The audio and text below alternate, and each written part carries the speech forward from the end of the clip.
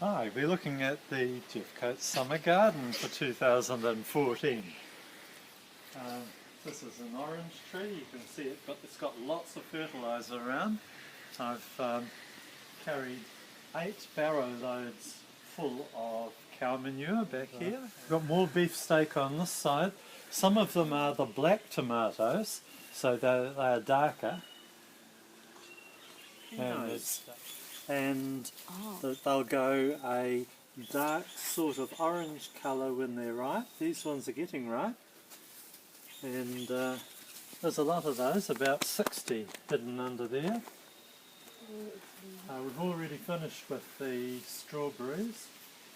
A whole lot more tomatoes here.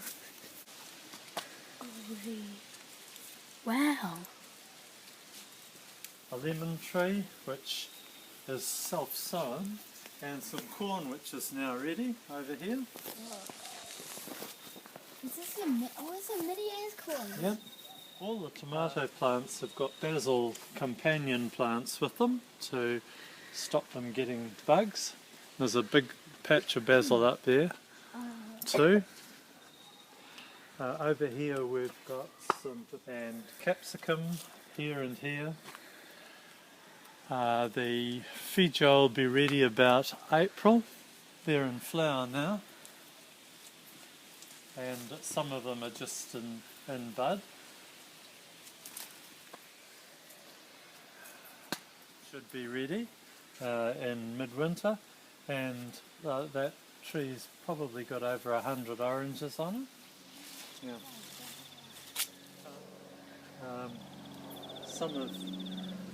Some of the peppers are ready.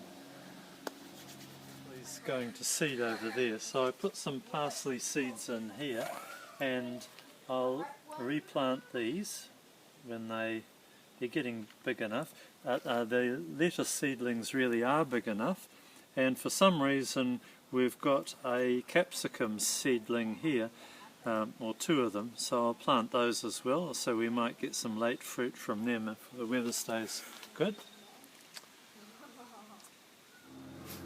A lime tree, and we've got runner beans, scarlet runners here.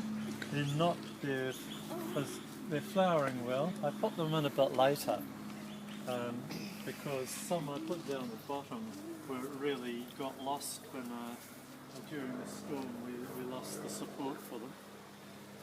The rhubarb's doing pretty well here. It's gone wild and big. Some more corn behind the 2 tomatoes there. And over here we have rock melon growing and watermelon. These are just seedlings left over. We've got 2 small feijoa trees. Down here we have some runner beans which survived the storm and are growing up the raspberries and the blackberries. There's some raspberries in there, but yeah, not too many. And the blackberries have done really well this year.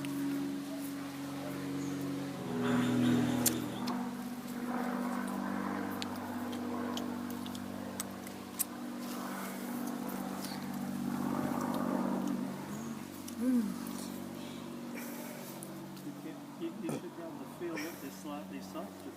If they're too firm, leave them there a few days, and then they'll get your means they're right.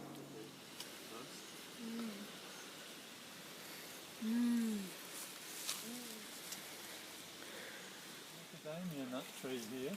You can see these are the green macadamia nuts still on, but it's not likely that we'll get very many because the rosellas, the parrots come and they actually chew the nuts out and then get in with their beaks and clean them out. I've dug a hole about that deep and filled it with compost underneath that because they're meant to have very long taproots, and they like 5 pumpkins that are more or less ready, but we'll leave them there until the vines die off, because then if there's any more goodness it goes into the pumpkins. I think overall there's about 8 there. There's 5 of them that are of some size. Like grow them till they're orange. Grandad, I got it right. Mom, I'm eating a passion. This is a small guava tree. We got some ripe guava from it about November. Our plum tree, and we got a good crop from it just before Christmas, and our passion fruit has grown up the plum tree, and we've been getting a lot of passion fruit as well.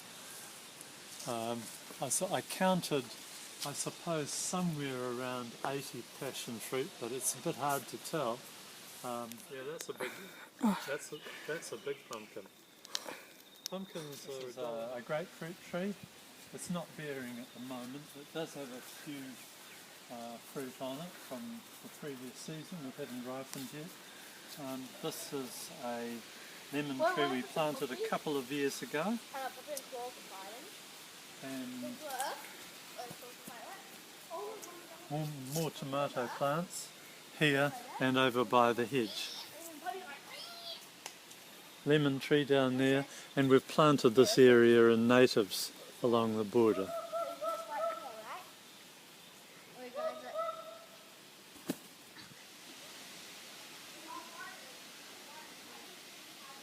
can't work out why the birds aren't going for the fruit. I just think it's such a good summer that they're lying on their backs with swollen bellies. There's so much food around. In our garden,